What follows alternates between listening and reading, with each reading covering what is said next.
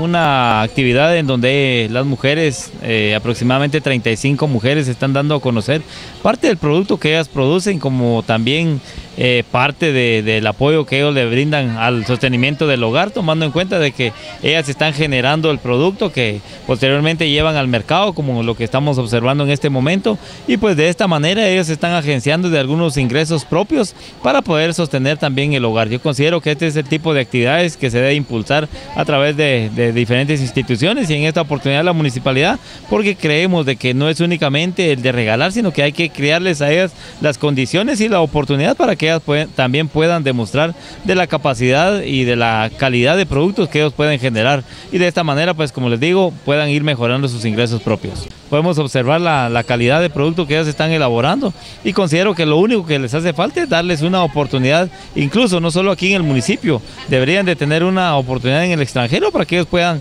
también dar a conocer el producto que ellos están elaborando. Repito, creo que la mujer tiene capacidades para poder también proyectarse hacia el comercio, y no solo localmente, sino que lo puede hacer a nivel internacional. Nosotros le ofrecemos lo que son arreglos florales, artificiales, naturales, arreglos de chocolates, vidrios sopleteados, también ofrecemos cajitas de cedro.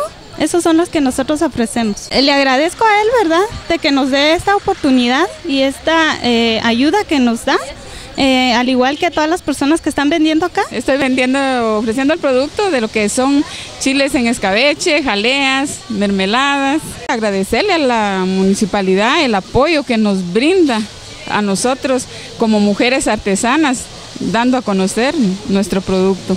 Con esto que está haciendo el alcalde, nosotros damos a conocer nuestro producto, que la gente vea qué es lo que nosotros vendemos, y que la gente vea que aquí en el Quiché habemos mujeres que podemos hacer bastantes manualidades, envasados, y créanme sinceramente que aquí se van a poder dar cuenta de todo lo que nosotros como mujeres podemos preparar. Le damos las gracias y le agradecemos, que es un gesto que él está haciendo hacia nosotros, que bueno, no, ningún alcalde lo había hecho, ¿verdad? Y gracias a él, pues, que él nos está dando este apoyo, le agradecemos y ojalá que sea más seguido.